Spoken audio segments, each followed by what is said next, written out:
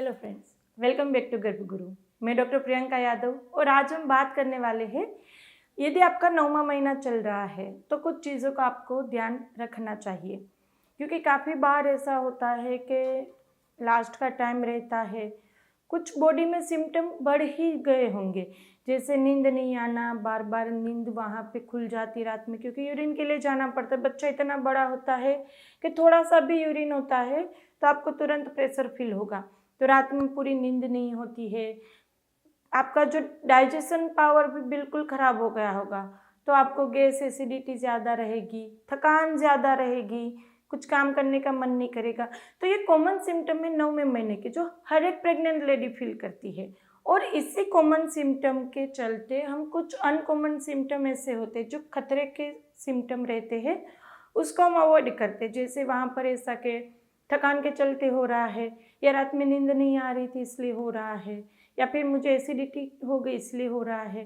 तो कुछ uncommon symptom को भी हम कॉमन मान लेते हैं। आज मैं उसी के लिए डिस्कस करूँगी, क्योंकि मेरे खुद के साथ ही हुआ था।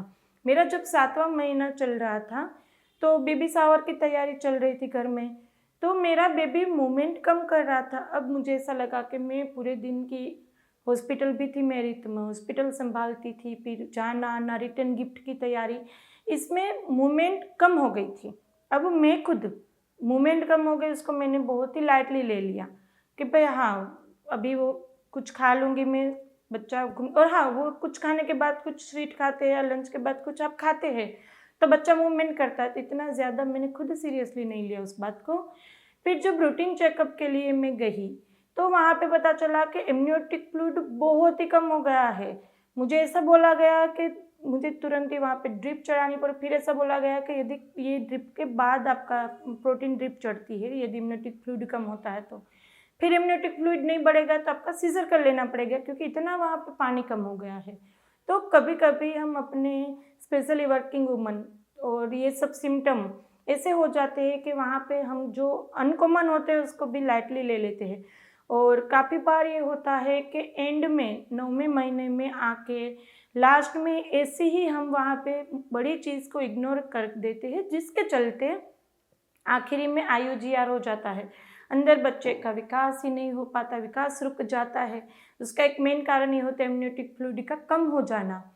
तो IUGR होता है, या अंदर बच्चा सांस तक बंद कर देते। काफ़ी सारे बार 9वें महीने में एंड में आके बच्चा खो देने के कितने सारे केसेस हैं। तो यहाँ पर 9वें महीने में कुछ सिम्टम का आपको ध्यान रखना है। यदि उस तरह से सिम्टम फील हो तो आपको वहाँ पे तुरंत ही एक बार कंसल्ट कर लेना। दूसरी मेन चीज़ ये ध्यान में रखनी है कि 9वें महीने में वीकली यदि कुछ भी सिम्टम नहीं, कुछ भी खतरा नहीं है, बहुत ही हेल्दी नॉर्मल आपकी प्रेगनेंसी चल रही है, फिर भी 8 दिन पे एक बार चेकअप ज़रूरी होता है, वो कंपलसरी रहता है। बुक में भी लिखा होता है, कोई कोई आपको बोलेगा डॉक्टर, कोई यदि रूरल एरिया में नहीं बोलता, आप खुद अपनी तरफ से जाइए। 8वें महीने पे हर 15 दिन पे जाना ज़रूरी होता है, 9वें महीने में हर वीक में एक बार जाना ज़रूरी होता है, इसी सब चीज़ों के लिए, क्योंकि 9वें महीने में बहुत सारे बदलाव आते हैं। तो एक तो सिम्टम ये होता है कि यदि आपको अचानक से चक्कर आ जाता है या अचानक से ब्लैकआउट हो जाता है, तो वहाँ पर वो हाइपरटेंशन का सिम्टम है, जिससे कि आपके बॉडी में यदि आपका ब्लड प्रेशर बढ़ जाता है तो ये सब सिम्टम आएगा। तो लास्ट के टाइम पे यदि ब्लड प्रेशर बढ़ जाता है तो भी बच्चे तक जो खून पहुंचता है उसमें दिक्कत आ जाती है। आपको वहाँ पर एपिलेप्सी की दिक्कत हो जाती है। तो 9वें महीने में ब्लड प्रेशर भी हर वीक में मेजर करना ज़रूरी होता है। तो आप वहाँ पर वीक में तो जाइए, लेकिन फिर भी ये सिम्टम रहता है, बहुत ही ज़्यादा सिर दर्द रहता है, दवाई लेने पे भी कम नहीं हो रहा है, या फिर आपको वहाँ पे चक्कर ज़्यादा आते रहते हैं और ब्लैकआउट हो जाता है अचानक से, ये सिम्टम ध्यान में लेना है। दूसरा, वहाँ पर यदि आपको थोड़ी सी हल्की सी ब्लीडिंग आती है तो आपको तुरंत ही वहाँ पे डॉक्टर के पास जाना है। यदि अचानक से बैठे और इतना ज़्यादा पानी निकल जाता है जैसे पूरा कपड़ा भीग गया, तो वो आपकी जो एमनियोटिक बैग रहती है वो रप्चर होने की सिम्टम है, तो भी आपको तुरंत जाना है डॉक्टर के पास। दूसरा एक सिम्टम मेन अभी मैंने बताया कि बेबी मूवमेंट, वो आपको ट्रैक करनी ज़रूरी है 12 घंटे की, यानी कि सुबह 8 से रात के 8, 9 से 9, इस तरह से 12 घंटे में एटलीस्ट 10 से 12 बार घूमना चाहिए बच्चा। पूरे दिन में वो इतनी मूवमेंट करनी चाहिए।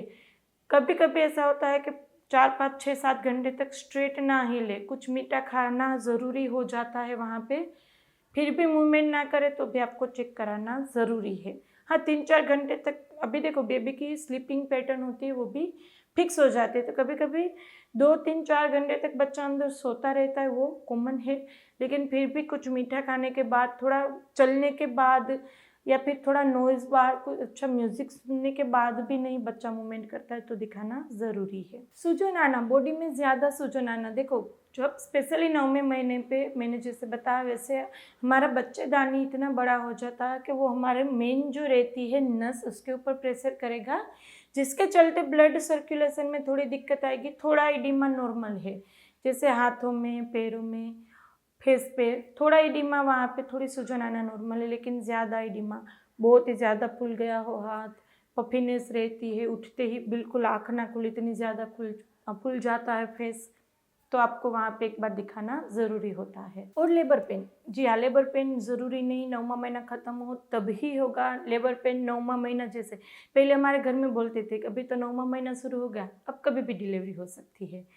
तो यहाँ पे 9वें महीने के बाद यदि पेट में दर्द ज़्यादा रहता है, देखो पेट दर्द, फॉल्स लेबर पेन भी काफ़ी बार होते हैं। जैसे सब तैयारी करके गए हॉस्पिटल, फिर वहाँ पे जैसे एनिमा देते हैं, लेबर पेन यानी कि जो पेट का दर्द है वो ख़त्म हो जाता है। तो जी हाँ, फॉल्स लेबर पेन भी बहुत सारे लोगों को आता है। फिर वहाँ पे आधा दिन तक वेट करते, फिर वापस घर आना होता है, फिर 8-10 दिन के बाद फिर एक्चुअल लेबर पेन शुरू होता है। तो फॉल्स लेबर पेन भी हो सकता है। लेबर पेन का मेन सिम्टम ये होता है कि जब आपका लेबर पेन आएगा तो वो कांस्टेंट नहीं चलेगा, बाकी जो रहेगा उसमें कांस्टेंट पेन रहता है। बीच दूसरे जो सिम्टम रहते हैं उसमें लेबर पेन का पेन ऐसा होगा कि पेन आएगा, पेट कड़क होगा, कुछ मिनट के बाद वो चला जाएगा, फिर बीच में गैप रहेगा, बिल्कुल पेन नहीं, फिर पेन होगा, फिर पेट कड़क होगा, फिर पेन चला जाएगा। तो वहाँ पर इस तरह से यदि आपको पेन होता है और बीच का जो ड्यूरेशन, 2 पेन के बीच का ड्यूरेशन कम होता जाता है, तो लेबर पेन इस तरह का आप फील करते हैं तो आपको एक बार चले जाना चाहिए। फिर वहाँ पे बहुत ज़्यादा ब्लीडिंग की मैंने बताई, यदि आपको पानी भी चालू हो जाता है या ब्लीडिंग भी चालू हो जाती है तो प्लेसेंटा है वहाँ पर थोड़ा सा खिसकता है, तो भी आपको तुरंत हॉस्पिटल चले जाना चाहिए। तो इस तरह से कुछ भी अनयूजुअल आप फील करते हैं, ध्यान रखना है। और मैंने जैसे बताया मोस्ट इम्पोर्टेंट, वीक में एक बार चेक करा लो, कुछ भी सिम्टम ना दिखे, बहुत ही इजीली आपकी प्रेगनेंसी वहाँ पे हैंडल कर सकते हैं आप। इसमें से भी कुछ कन्फ्यूज़न है, आपको कुछ वहाँ पे ज़्यादा क्वेश्चन है, कमेंट बॉक्स में पूछ सकते हैं, इंस्टाग्राम पे पूछ सकते हैं।